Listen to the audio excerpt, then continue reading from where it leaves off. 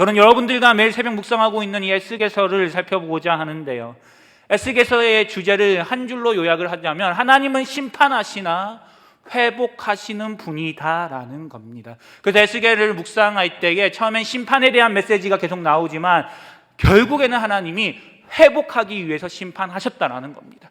그리고 계속해서 이 회복의 메시지를 선포하고 계시는데요, 에스겔서의 대표적인 이 회복의 장이 무엇입니까? 우리 수준도 다 높기 때문에 다 아시지 않습니까? 에스겔서 37장 마른 뼈 환상이 많은 사람들에게 이 회복의 메시지로 많이 알려지고 있는데요, 저는 여러분들과 오늘 37장이 아니라 하나님께서 이 마른 뼈 환상을 보여주시기 전에 어떻게 그러면 그 부흥을 준비시키는가에 대해서 이 에스겔 36장을 간단하게 살펴보려고 하는데요, 오늘 이 에스겔 36장 22절에 보면은 하나님께서 에스겔에게 이렇게 얘기하고 있습니다. 22절 우리 보겠습니다. 그러므로 너는 이스라엘 족속에게 이르기를 주 여호와께서 이같이 말씀하시기를 이스라엘 족속아, 내가 이렇게 행함은 너희를 위함이 아니요 너희가 들어간 그 여러 나라에서 더럽힌 나의 거룩한 이름을 위함이라고 말하고 있습니다. 이것은 무슨 말입니까? 하나님이 회복을 약속하셨습니다. 분명히 더럽혀진 성전을 깨끗하게 하시겠다고 하는 거예요. 그런데 그 이유가 무엇입니까? 이스라엘이 잘해서입니까? 이스라엘이 하나님을 잘 섬겨서입니까? 그것이 아니라는 거예요. 그들이 잘해서가 아니라 실추된 여호와의 이름을 거룩하게 하기 위해서 하나님의 때에 하나님의 방법으로 회복하시겠다는 것이죠. 이스라엘의 회복이 전적으로 하나님의 손에 달렸다는 것을 의미하고 있는 것이죠. 그런데 여호와의 이름을 하나님께서 회복하실 때에 하나님께서 혼자 회복하시는 것이 아니라 저와 여러분들을 통해서 함께 회복하실 것이라고 말씀하고 계시는데, 어떻게 우리와 그러면 함께 하시느냐? 에스겔 36장 26절에서 27절 말씀에 또 새 영을 너희 속에 두고 새 마음을 너희에게 주되 너희 육신에서 굳은 마음을 제거하고 부드러운 마음을 줄 것이며 또 내 영을 너희 속에 두어 너희로 내 율례를 행하게 하리니 너희가 내 규례를 지켜 행하게 될 거라고 말씀하고 있다는 겁니다. 어떻게 우리가 주님과 동행할 수 있습니까? 새 영, 성령을 우리에게 주사 새 마음을 주셨다라는 겁니다. 그러면 성령이 우리 안에 있을 때에 성령께서 하는 일이 무엇입니까? 우리의 굳은 마음을 제거하고 부드러운 마음을 주셨다는 것이죠. 왜 우리의 마음을 변화시켰겠습니까?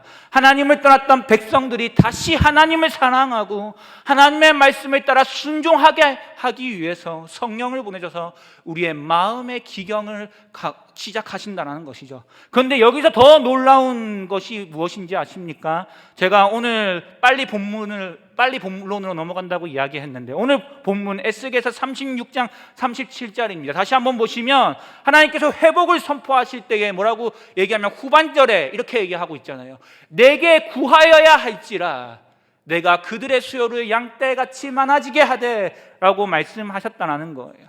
이 말씀이 참 놀랍죠. 하나님이 이미 회복을 약속하셨고 성령을 우리 가운데 보내주신다고 하는데 여기서 끝이 아니라는 거예요.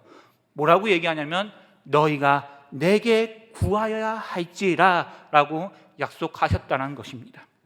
하나님께서 성령을 보내셔서 새 마음을 주시겠다고 약속하셨습니다. 그리고 우리에게 기도하게 하는 마음을 주셨다는 거예요. 왜 그렇습니까? 이것은 기도해서 하나님이 일하시게 하는 게 아니에요. 우리의 기도를 통해서 하나님을 움직이게 하는 것이 아니라 하나님이 일하시는 것을 믿는다면, 역사의 주관자가 하나님이시오, 하나님께서 반드시 그 거룩하신 이름을 회복하실 것이요, 하나님께서 반드시 그 성전을 회복하실 것이라는 것을 믿는다면, 그 믿는 성도라면 기도의 자리를 찾게 되게 된다는 것이죠. 이것이 바로 믿음의 기도입니다. 하나님의 약속을 붙들고 하나님의 일을 구하는 것이죠. 저는 이번 네팔 선교 중 이 매일 에스겔서를 묵상하는 중에 큰 감동이 있었습니다. 왜냐하면 이 윤은호 선교사님과 오버랩되는 부분이 많이 있었기 때문입니다. 우리 많이들 아시겠지만 이 윤은호 선교사님은 네팔 사람이죠. 놀랍게도 근데 한국 국적을 가지고 계시는 분입니다. 자녀들도 사모님도 다 한국 국적을 가지고 있습니다. 그래서 저희랑 처음 만났을 때 하시는 말씀이 네팔 비자를 받기 위해서 한국으로 들어오셔야 된다는 거예요. 그래서 저희가 팀원들이 그거 듣고 다 이렇게 웃었던 적이 기억이 나는데요. 그런데 이 네팔이라는 땅을 이해하면요, 이것이 마냥 웃을 일이 아니라는 것이죠. 네팔은요, 청년들이 버린 나라, 그 나라 국민들이 떠나는 나라입니다. 왜냐하면 나라 안에 산업시설과 일할 수 있는 시설이 전혀 없는 겁니다. 도저히 조국에서는 먹고 살 수가 없어서 해외에서 일을 하고 정착하는 경우가 많이 있는데, 한국도 네팔 사람들이 많이 선택하는 나라 중 하나입니다. 저희 팀원 중에 우리 안병철 안수 집사님, 비행기 안에서 네팔 사람이 바로 옆자리에 있었는데요, 저희가 카트만두에 도착했는데 네팔 사람 그분하고 사진을 같이 찍고 있더라고요. 그래서 그게 어떻게 가능한가 제가 확인해 보니까 그분이 노동자셔서 한국말을 유창하게 잘하세요. 그래서 물어보니까 자기는 평생 한국에서 살 거래요. 근데 잠시 고향이 그리워서 방문한 것이지 네팔 땅으로는 희망이 없기 때문에 다시는 안 돌아간다는 겁니다. 근데 윤은호 선교사님도 그런 마음으로 한국으로 왔던 것이죠. 그런데 한국에서 복음을 받아들이고 사역자가 되었습니다. 하지만 그럼에도 한국에서 사역하는 것이 좋았지 네팔은 생각을 안 하셨다는 거예요. 자녀들까지 전부 한국 국적을 가지고 있지 않습니까? 충분히 한국에서 살아가기에는 충분한 환경이었던 것이죠. 그런데 왜 다시 네팔 땅으로 돌아갔는가? 다른 게 아닙니다. 하나님의 강력한 부르심이 있었다는 거예요. 하나님이 네팔 땅을 회복하시고자 하는 강력한 마음이 주님께 있었고, 윤은호 선교사님이 그 하나님의 마음을 알았다는 것이죠. 한 번은 모교에서 열심히 사역하고 있는데 너무 우울했대요. 항상 기쁜 마음으로 사역을 했었는데 너무 우울했다는 겁니다. 그래서 주님 앞에, 주님, 제 마음이 이렇게 기쁘게 사역하고 있고 사역도 잘 되고 있는데 제가 왜 이렇게 불안하죠? 왜 이렇게 우울하죠? 그 이유가 뭐죠? 이렇게 기도했을 때에 하나님께서 깨닫게 해주셨던 게, 전도사 시절 수요 예배 때 정말 구원의 감격에 있어서, 하나님, 저 이제 때가 되면 네팔 땅에 돌아가서 내 조국에게 이 복음을 전하고, 정말 내 조국 희망도 없고 소망도 없고 미래가 없는 그 조국, 이 복음으로 다시 살리러 다시 들어가겠습니다 서원했던 그 마음을 깨닫게 해주셔서 결국에는 다시 네팔 땅으로 돌아갔다는 겁니다. 전적인 하나님의 강권적인 역사였던 것이죠. 그렇게 순종하는 마음으로 네팔 땅으로 들어갔을 때 했던 사역이 무엇이냐면, 바로 다른 것이, 여러 가지 개인 사역도 했지만 화요 목회자 기도 모임이었습니다. 왜 이 기도 모임을 했냐? 혼자서는 도저히 네팔 땅을 바꿀 수 없었기 때문에 목회자 연합 기도회를 만들었다는 겁니다.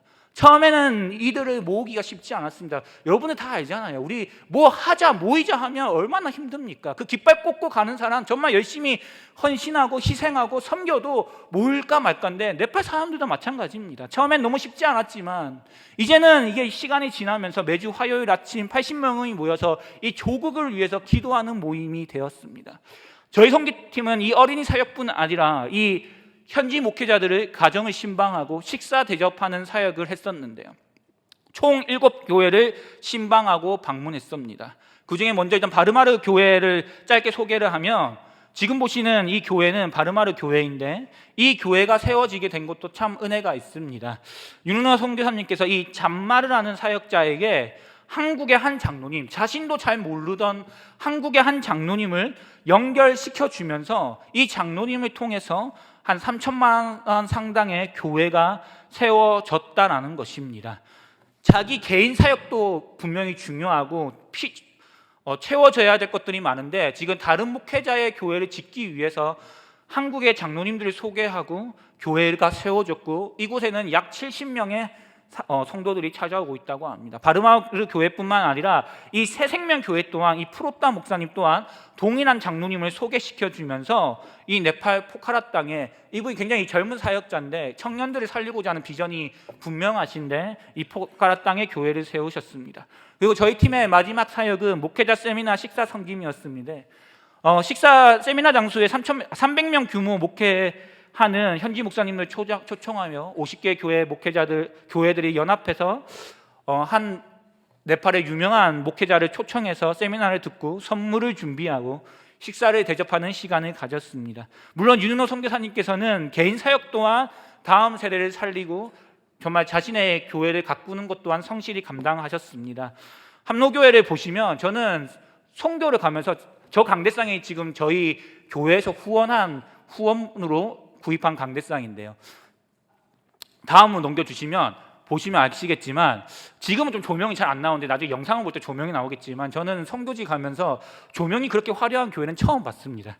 근데 아무튼 이렇게 다음 세대를 살리고 이렇게 리더들을 키우는 일에도 열심히 헌신하며 사역하고 있고, 아까 사진에 봤던 의자와 매트까지 이렇게 저희 교회의 후원으로 이렇게 구입한 것이라고 들었습니다. 저는 그 모든 현장을 보면서 한 가지를 생각하게 됐습니다. 이 모든 일의 시작에는 바로 기도가 있었다는 겁니다. 한 사람이 기도했고 목회자들이 함께 기도했으며 하나님께서는 그 기도를 주의 영광을 위해 사용하셨다는 겁니다. 사랑하는 여러분, 네팔 땅에서 예수를 믿는다는 것은 무슨 의미냐? 자신의 가족과 종족, 마을 주민들로부터 완전히 배제되는 것을 의미합니다. 젊은 청년들 중에는 부모가 예수를 믿지 않고 힘겹게 신앙생활하는 아이들이 많이 있었습니다. 그들의 기도 제목은 똑같습니다. 부모님이 예수를 믿는 것이 제 기도 제목입니다. 정말 이제 고등학생, 그리고 20살, 사실은 오히려 우리나라 같은 경우에는 거꾸로 되어 있는데 여기는 오히려 젊은 세대들이 예수를 믿고 예배를 드린다라는 사실이에요. 저희 성기팀의 정지수 장로님이 윤은호 선교사님 사역에 동참하다가 어느 순간 습관적으로 나온 이야기가 있는데, 선교사님을 볼 때마다 선교사님, 네팔 총기독교 총회장이 되셔서 네팔 총리를 만나실 것 같습니다, 이렇게 얘기를 하시는 거예요. 근데 저희가 처음에는 웃으면서 얘기했는데 장로님이 이거를 하루에 한 4번 이상 얘기하셨던 것 같아요. 저희 차 탈 때도 그렇고 식사할 때도 그렇고 사역 마치고 돌아갈 때도 네팔 총리 만나실 것 같아요. 이걸 계속 선포하시는데요. 그런데 저는 이 장로님의 그 이야기를 하면 할수록 나중에는 어떤 마음이 들었느냐, 나중에 이 선교사님 너무 바빠서 우리가 만나자고 해도 못 만나주시겠구나, 이런 생각이 들었습니다. 왜 그런 마음이 들게 했는가 보면, 저는 이 말씀이 사실은 선교지 내내 제 마음을 움직이게 했던 마음인데, 오늘 본문의 말씀이죠.